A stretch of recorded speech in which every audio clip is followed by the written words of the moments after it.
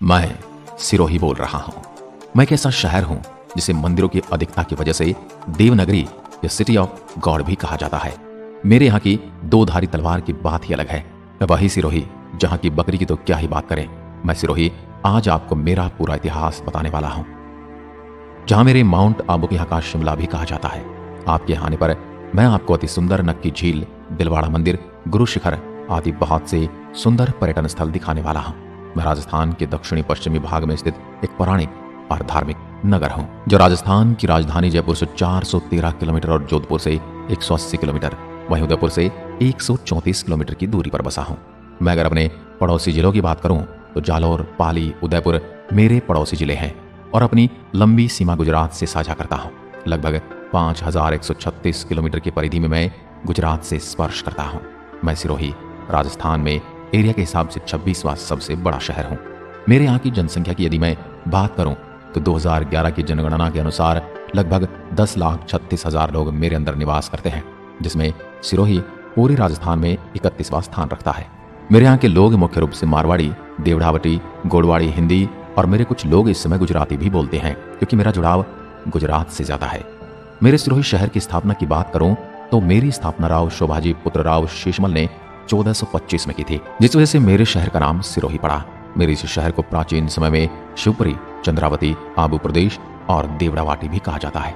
मैं सिरोही राजस्थान का एकमात्र ऐसा शहर हूँ जो 1300 मीटर ऊंचाई पर बसा हुआ है। क्या आप जानते हैं मेरे सिरोही की तलवारों को दुनिया की सबसे अच्छी तलवारों में एक माना जाता है। वहीं इतिहास में भी मेरी तलवारों के बारे में यह कहा जाता है कि सिरोही की तलवारों ने कई ऐतिहासिक लड़ाइयों में अपनी भूमिका निभाई है। जब मेरे यहाँ अक्टूबर 18, 1958 को जब भारत के प्रथम प्रधानमंत्री जवाहरलाल नेहरू आए थे तो उन्होंने उस वक्त मेरी सिरोही की तलवार ही भेंट दी गई थी, जिसे आज भी आप दिल्ली नेशनल म्यूजियम में देख सकते हैं। तलवारों के बारे में मेरी दिलचस्प बात तो यह है कि यहाँ पर तलवार बनाने में आज भी कोई मशीन का इस्तेमाल नहीं किया जाता, बल्कि वही पुराने तरीके से बनाई जाती है। इसमें धातु को अंगारे पर गर्म करके हथौड़ों की सहायता से बनाया जाता है।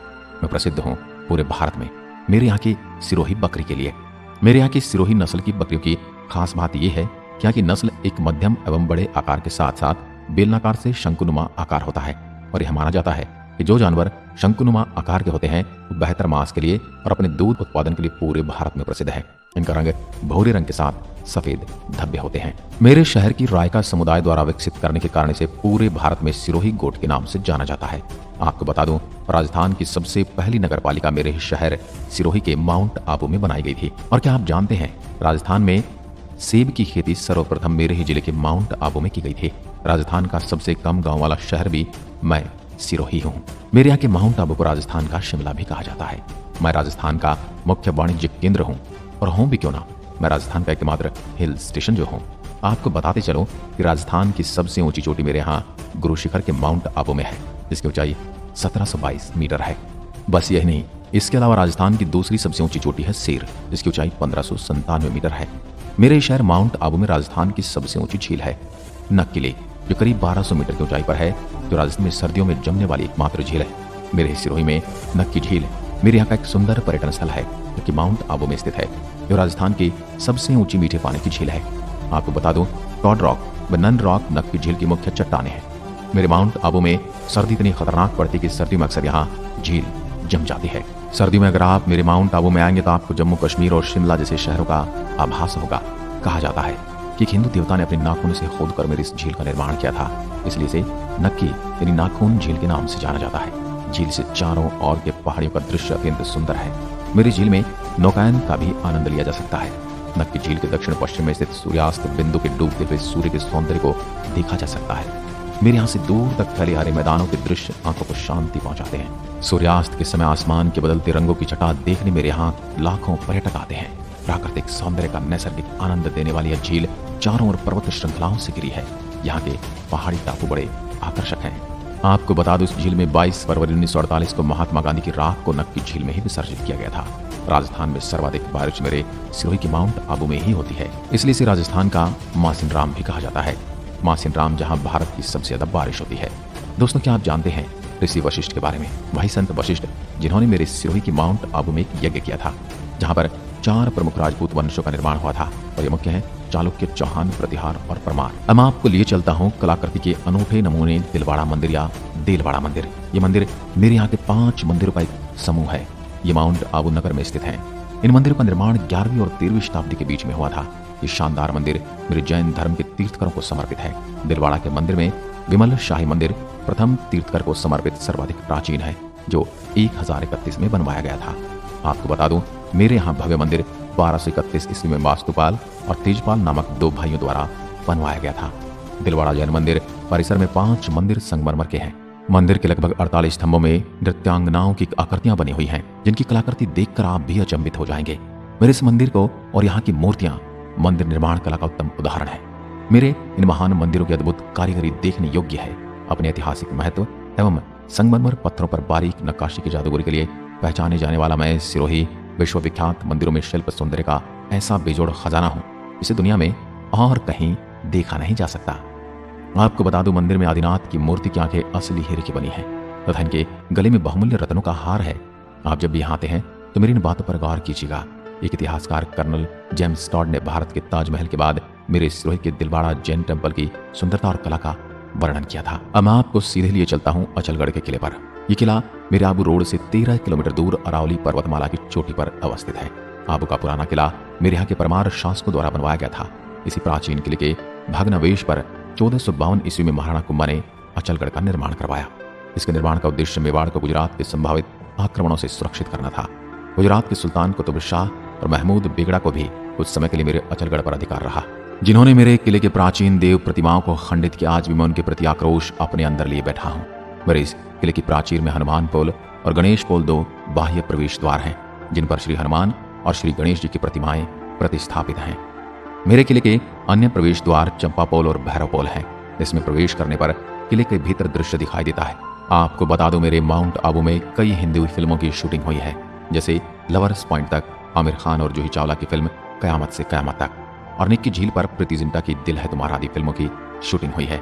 मेरे यहाँ का एक तथ्य ये भी है कि राजस्थान में सबसे ज्यादा सौंफ और फलों में चीकू सबसे ज्यादा मेरे ही सिरोही में होते हैं।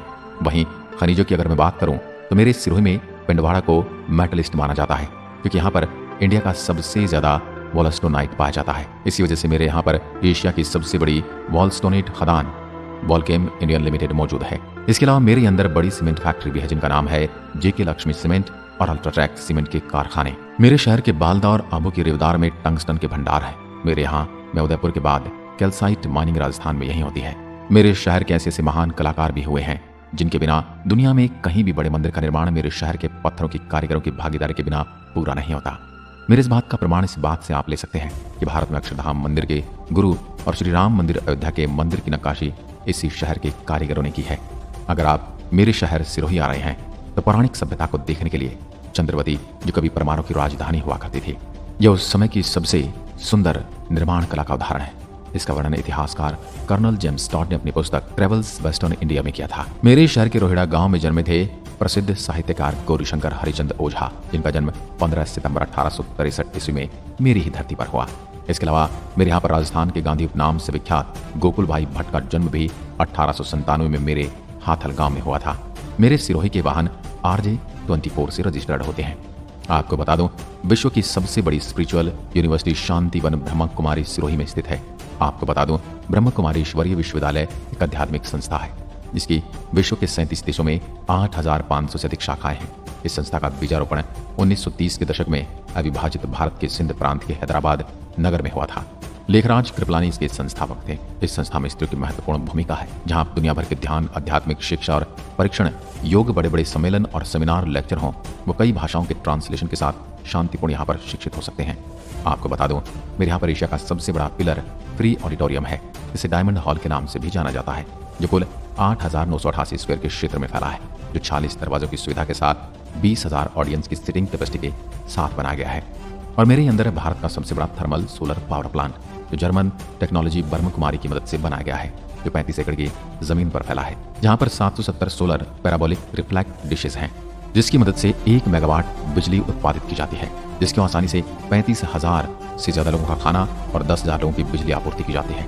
मेरे सिरोही के शांतिवन में ही भारत का सबसे बड़ा सोलर स्ट्रीम मेगा किचन, जहां 3,500 किलोग्राम भाप की मदद से 20,000 लोगों का खाना आसानी से पकाया जाता है। अब मैं आपको लिए चलता हूँ मेरे माउंट आबू की अरबुदा देवी के दर्शन करवाने, जिनको राजस्थान की वैष्णो देवी भी कहा जाता है।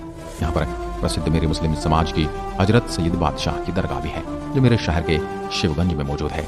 मेरे अंदर सबसे ज्यादा ग्रासिया जनजाति के लोग ही निवास करते हैं। मेरे यहाँ के प्रसिद्ध नृत्य देखकर आप प्रसन्न हो जाएंगे, जो मुख्यतः वालर और कूद नृत्य, जो ग्रासिया समुदाय के पुरुष और स्त्री द्वारा ताल धुन के साथ किया जाता है। इसके अलावा यहाँ पर डांडिया और लून नृत्य भी किया जाता है।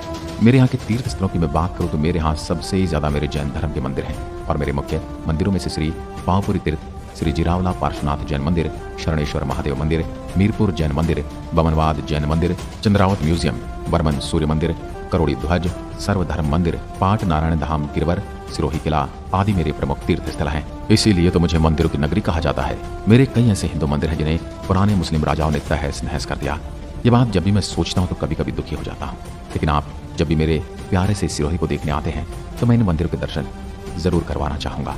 अब बात कर लेता हूँ मेरे त्योहारों की। मेरे यहाँ के माउंट आबू में मई जून में समर फेस्टिवल और दिसंबर में विंटर फेस्टिवल मनाया जाता है, जिसका आप भी जब भी मुझे देखने आ रहे हैं तो आनंद ले सकते हैं। अब मैं मेरे यहाँ के खान पान की बात करूँ तो दही की कचौरी, पाव भाजी और दाबेली, कड़ी पकौड़ा, प्रसिद्ध दाल बाटी चूरमा और बर्फ का गोला मेरे यहाँ काफी प्रसिद्ध है। क्या आप कभी मेरे सुंदर शहर में घूमने के लिए आए हैं? अगर हाँ तो मुझे जरूर बताइएगा, और जिन महानुभावों ने मुझे नहीं देखा है उनसे यही अनुरोध